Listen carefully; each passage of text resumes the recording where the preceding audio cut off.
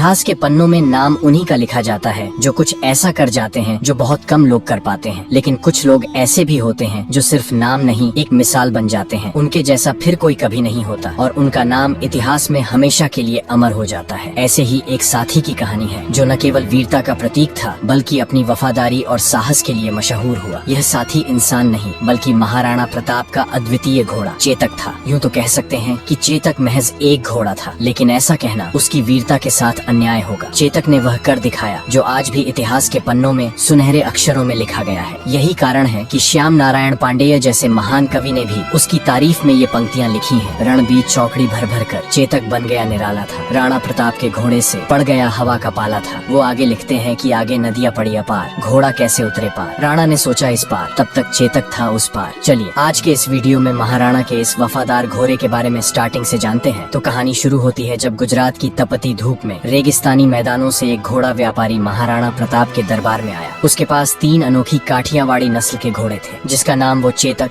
त्राटक और अटक बोलता था। व्यापारी ने अपने तीनों घोड़ों पर गर्व करते हुए कहा, महाराज ये घोड़े अद्वितीय हैं, वफादारी और ताकत में सबसे ऊपर। आपके जैसे वीर राजा के लिए ये अनमोल साथी बन सकते हैं। महाराणा प्रताप ने शांत होकर कहा, ये तो मैं मानूंगा ही नहीं जब तक खुद न देख लूं। दिखाओ ये घोड़े वफादार और बहादुर कैसे हैं। व्यापारी ने मुस्कुराते हुए अटक को चुना, उसके पैरों को मोटी रस्सियों से बांध दिया ताकि वह हिल भी न सके और कुछ दूर जाकर एक अजीब तेज आवाज निकाली। आवाज सुनते ही अटक की आंखों में ज्वाला जल उठी। उसे ऐसा लगा जैसे उसका मालिक संकट में हो। वह अपने मालिक की आवाज सुनकर जैसे पागल हो गया था। उसने पूरी ताकत से रस्सियां तोड़ने की कोशिश की, मगर रस्सियां टूटने के बजाय उसके पैर ही शरीर से अलग हो गए और खून बहने लगा। पर अटक अपने स्वामी तक पहुंचने का प्रयास करता रहा, तब तक जब तक उसकी आंखें हमेशा के लिए बंद नहीं हो गईं। महाराणा प्रताप इस दृश्य को देख स्तब्ध रह गए। उन्होंने अपने जीवन में ऐसा अद्वितीय साहस और वफादार घोड़ा कभी नहीं देखा था। इस अविश्वसनीय दृश्य के बाद महाराणा प्रताप ने तुरंत व्यापारी से चेतक और त्राटक दोनों घोड़ों को खरीद लिया। तभी दरबार में खड़े महाराणा के छोटे सौतेले भाई शक्ति सिंह की भी नजरें उन घोड़ों पर टिकी थीं। उनके मन में भी एक वफादार घोड़े रखने की इच्छा थी। महाराणा प्रताप अपने छोटे भाई की इच्छा समझते हुए चेतक को अपने पास रख लिया और त्राटक को उपहार स्वरूप शक्ति सिंह को दे दिया। धीरे धीरे चेतक महाराणा प्रताप का सबसे प्रिय साथी बन गया था। किसी ने ठीक ही कहा है कि अगर आप शेर के साथ रहोगे तो आप भी शेर की तरह बहादुर और शक्तिशाली बन जाओगे। चेतक भी महाराणा प्रताप के साथ रहकर धीरे धीरे उन्हीं की तरह शक्तिमान, तेज और महाबली बन गया था। वह महाराणा को पहाड़ों और घने जंगलों में इस तरह ले जाता मानो हवा से बात कर रहा हो। उसकी चाल में इतनी तेजी थी कि दुश्मन उसे पकड़ ही नहीं पाते। महाराणा भी चेतक को अपने पुत्र के समान मानने लगे और चेतक भी महाराणा के प्रति अटूट निष्ठा और प्रेम दिखाने लगा। धीरे धीरे समय तेजी से बीतने लगा और फिर आया हल्दी घाटी का युद्ध, जहाँ पर मुगल सेना लगभग 1 लाख सैनिकों की विशाल ताकत के साथ युद्ध के मैदान में उतरी थी। इसके मुकाबले में महाराणा प्रताप की सेना मात्र 20,000 सैनिकों की थी। इस विशाल संख्या के अलावा मुगल सेना के पास कई शक्तिशाली हाथी भी थे जो युद्ध में तबाही मचाने के लिए जाने जाते थे, लेकिन मेवाड़ की सेना के पास हाथियों की संख्या बहुत कम थी। ऐसे में महाराणा को अपने योद्धाओं और खासकर अपने घोड़ों पर ही पूरा भरोसा था। इस युद्ध में महाराणा प्रताप ने चेतक के माथे पर हाथी की नकली सूंड बांध दी थी ताकि